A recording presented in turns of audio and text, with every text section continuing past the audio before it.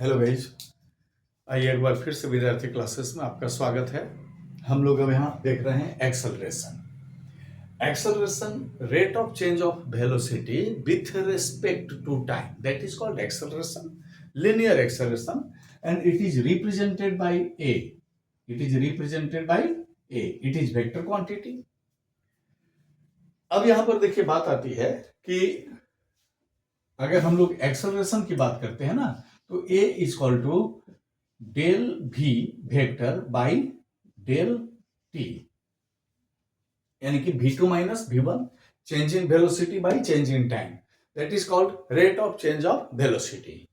अब इसका यूनिट की बात करेंगे तो इसका यूनिट हो गया मीटर पर सेकेंड और ये हो गया बाई में सेकेंड, यानी कि मीटर सेकेंड पर -2, ये इसका यूनिट होता है एक्सेलरेशन का।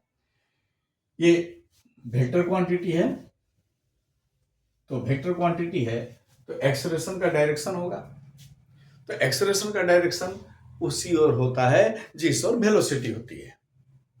ये देखिए ये दो तरह से काम करता है। अगर ये वेलोसिटी को सपोर्ट कर रहा है, उसी डायरेक्शन में काम कर रहा है, तो वेलोसिटी को इंक्रीज कराएगा। लेकिन अगर ये वेलोसिटी के अपोज में है, इसका डायरेक्शन अपोजिट टू वेलोसिटी है, डायरेक्शन ऑफ वेलोसिटी, तब ये वेलोसिटी को डिक्रीज कराएगा। उस समय में इसका नाम एक्सेलरेशन नहीं होता है, रिटार्डेशन होता है। ठीक है, उसको हम लोग नेगेटिव से दिखलाते हैं।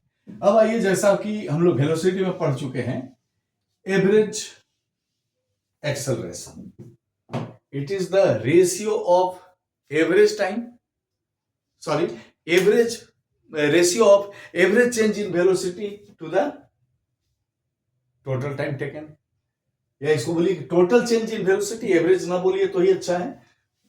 Ratio of total change in velocity to the total time taken, यानी कि जो हम लोग एक्सेलरेशन की बात कर रहे हैं ना, दैट इज एक्सेलरेशन एवरेज, इसको बोलते हैं हम लोग एक्सेलरेशन एवरेज। अब यहां पर बात आ गई, फिर से देखिए, एक instantaneous acceleration. Instantaneous acceleration is the average acceleration when time approaches to zero. फिर से ध्यान दीजिए, time is not equal to zero, time approaches to zero.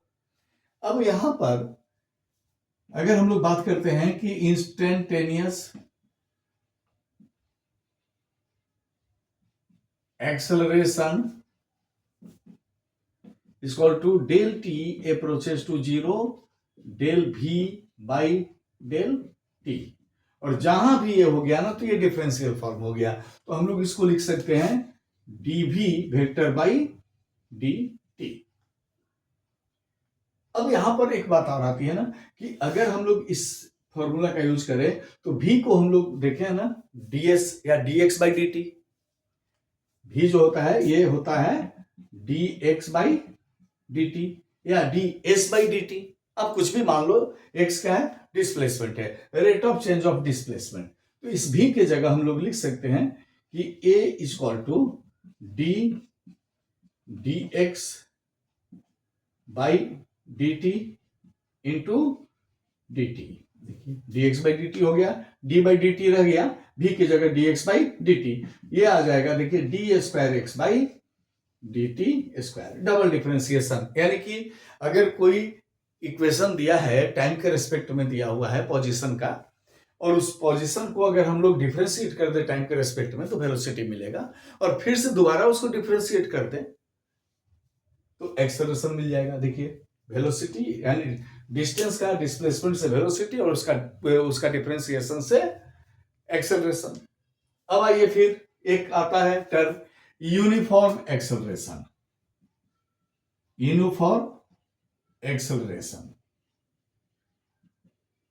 just like a velocity, if equal change in velocity takes place in equal interval of time, equal change in velocity takes place in equal interval of time, then it is called uniform acceleration।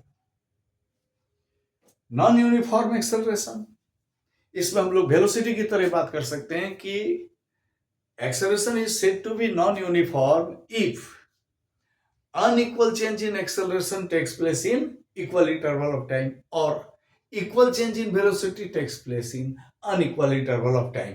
दोनों में कोई भी, यानी कि अगर velocity हमारा जो है ये अनइक्वल है, टाइम इक्वल है तो भी नॉन यूनिफॉर्म हो जाएगा एक्सेलरेशन।